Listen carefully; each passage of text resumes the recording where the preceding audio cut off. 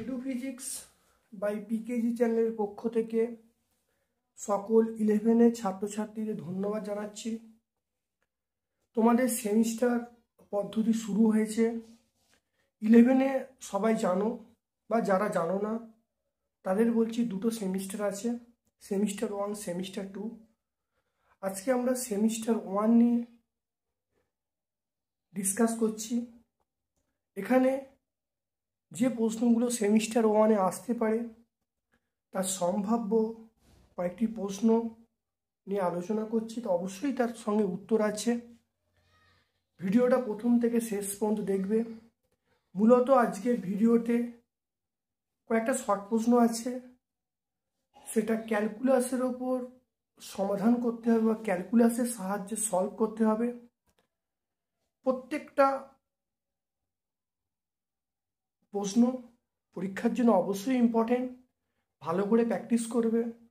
ভিডিওটা কেমন লাগলো অবশ্যই কমেন্ট সেকশানে কমেন্ট করতে ভুলবে না, এবং অবশ্যই যদি ভালো লাগে একটা লাইক করবে। তোমাদের সকল বন্ধুবান্ধবের মধ্যে আমার চ্যানেল লিঙ্কটা শেয়ার করে দেবে। চ্যানেলটাকে অবশ্যই সাবস্ক্রাইব করবে।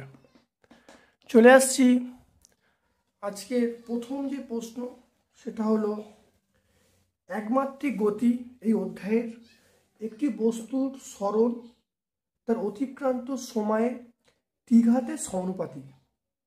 বস্তুটির ত্বরণের মান কার সঙ্গে সমানুপাতিক হবে? এখানে চারটে অপশান দেওয়া আছে। আমি প্রথম ধরে নিচ্ছি বস্তুর সরণ এক্স, সময় টি। তাহলে এখানে বলা আছে যে দূরত্বটা মানে সরণটা সময়ের দ্বিঘাতের সঙ্গে, তাহলে বলতে পারি দ্বিঘাতের সঙ্গে সমানুপাতিক। তাহলে আমরা বলতে পারি এক্স প্রপোর্শনাল টি কিউব। এখান থেকে প্রপোর্শনাল তুলে দিলে একটা কনস্ট্যান্ট কে আসবে। এই সমীকরণটাকে আমরা টি এর সাপেক্ষে অবকল করলাম। অবকল করলে দেখা যাচ্ছে এখানে আমরা কেটা ধ্রুবক বাইরে বেরিয়ে এলো। তাহলে ডিডিটি টি কিউব, ডিডিটি টি কিউব মানে হলো 3t স্কোয়ার। তাহলে 3t স্কোয়ার লেখা হয়েছে, কেটা গুণ আকারে আছে।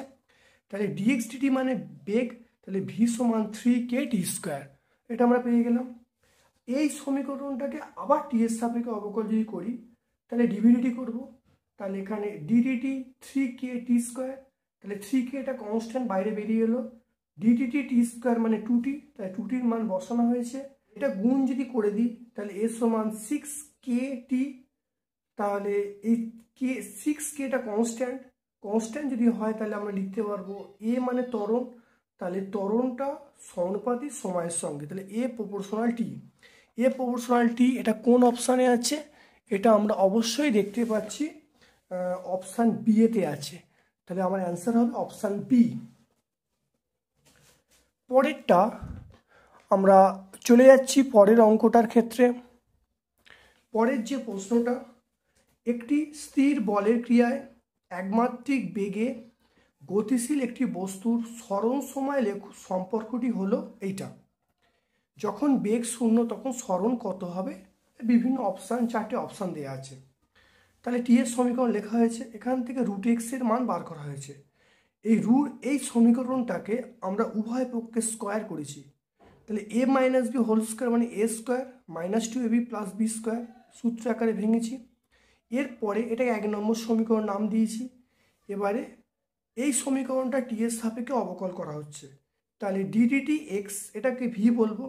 তাহলে এটাকে আমরা বিচ্ছেদ নিয়ম যদি প্রয়োগ করি তাহলে এরকমভাবে লিখবো DDT square minus DDT 60 plus DDT 9 এটা লিখবো। তাহলে এটা টি স্কোয়ার মানে 2t হবে।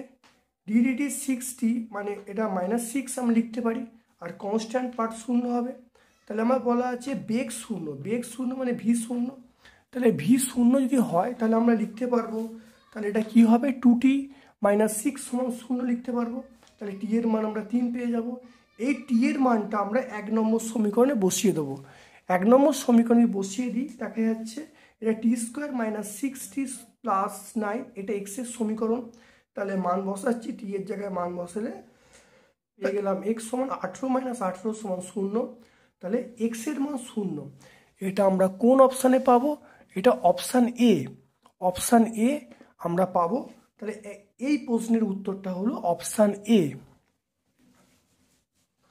প্রশ্নটা আসছি, একটি কণার সরল সময় সম্পর্কটি হলো একটা বলা আছে পি কিউ আর ধ্রুবক, যখন ত্বরণ শূন্য তখন কণার বেগ কোনটা হবে বলতে বলছে। তাহলে এখানে প্রথম এক্স এর সমীকরণ লেখা হয়েছে, টি এর সাপেক্ষে অবকল করা হয়েছে। টি এর সাপেক্ষে অবকল করছি, তাহলে এখানে পি ধ্রুবক, তাহলে পিটা বাইরে বেরিয়ে এলো, তাহলে ডিটি ডিটি মানে 1 হয়ে গেল। এখানে কিউটা বাইরে বেরিয়ে এলো, তাই ডিটি টি স্কোয়ার, এটা হলো 2t হবে, তাই লেখা হয়েছে। এখানে তাহলে কি হবে? 3t স্কোয়ার হবে, তাই 3t স্কোয়ার বসানো হয়েছে। তাহলে ভি সমান P plus 2q into T minus 3r টি স্কোয়ার লিখলাম। এটা 2 নম্বর সমীকরণ। এটাকে আবার টি এর সাপেক্ষে অবকল করা হচ্ছে। টি এর সাপেক্ষে অবকল করলে তাহলে এই পার্টটা ডিডিটি পি এর পার্টটা কনস্ট্যান্ট, এই পার্টটা 0 হয়ে গেল।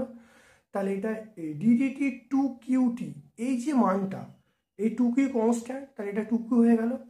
আর এটা হলো ডিডিটি টি স্কোয়ার, ডিডিটি টি স্কোয়ার মানে 2t, তাই 2t লেখা হয়েছে। তাহলে বলা আছে তাহলে এ মানে ত্বরণ, তাহলে এ সমান 2q মাইনাস 6rt।